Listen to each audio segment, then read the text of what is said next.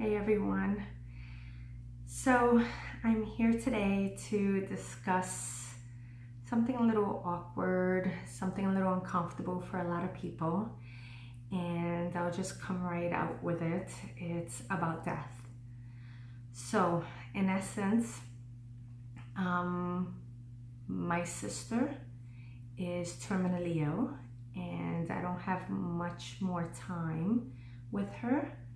And she will be passing soon. She's in the late stages of dementia, and her digression has been very quick. And so within a matter of 4 weeks, she's gone from saying a few words to not being able to say anything. So she can't communicate.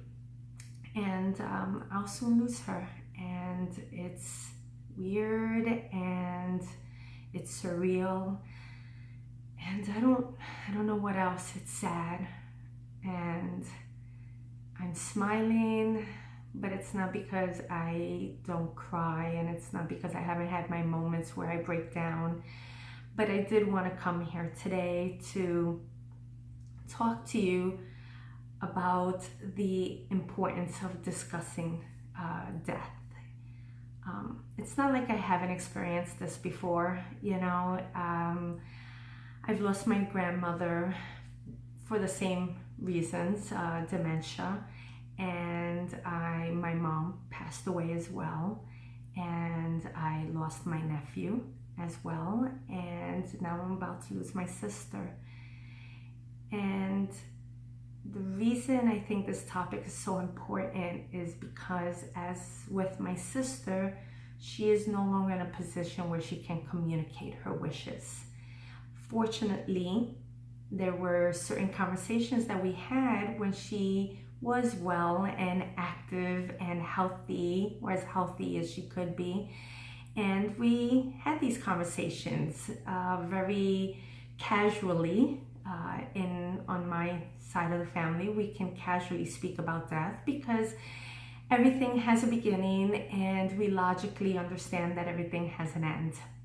And the same way where people plan things in life, like their weddings and their baby showers and the nurseries and their goals in life, how you want your life to end is also very important. Because when you can't communicate and you have a loved one that has to grieve or make decisions for you, they need to know what you would want. They want to speak as if they were speaking through you, for you. And that can only happen if you have these conversations or if you write them down. And there's so many things that goes into finishing the race of life or your journey through life. There's a lot of things. And I encourage you to look these things up and to do research and to speak about them with your loved ones. Look up advance directives and look up living wills, and you'll see how important it is to discuss about do not resuscitate and intubations or breathing tubes and feeding tubes and getting hydrated for a certain amount of time, and hospice, and your funeral. Do you want to wake? Do you want to be viewed? My aunt already has her dress picked out for her funeral, a plot. Is there someone you want to be buried with? Where do you want to be buried? How do you want your funeral? Do you want music played? I don't know, do you want to be cremated? And if you do you want your ashes in an urn, or do you want them scattered somewhere? There's just so much that goes into finishing your journey. And these are things that you need to share with someone else, because there may come a point where you can't share it anymore. And you want your loved ones to grieve without having to worry about all of these details. And so I just wanted to let you guys know the importance of getting this done and being able to at least sit with one person and tell them, hey, this is what I want, A through Z, until it's done. Something even as simple as your tombstone. Is there something you want written on it? Are there certain words you want said at your funeral? I don't know, there's so many things. Do you want something traditional? Do you want something non-traditional, out of this world? Do you want it to fit your culture?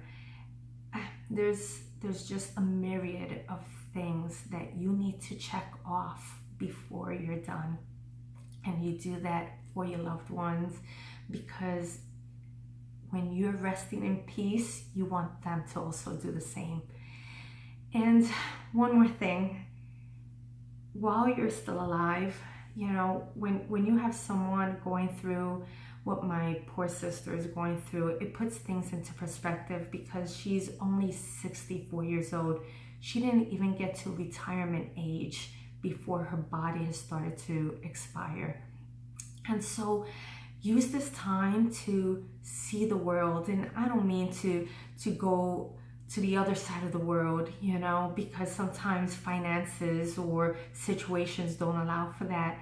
But go into your backyard and watch the sunset, or dance in the rain, or look at a flower, or watch a movie. And if you want to know what it's like to be in France or the Wall of China, you know, watch a documentary or buy VR glasses and visit it that way. You know, call a friend, write a letter, send an email to your family, to your friends, to anyone that you haven't heard from for a long time.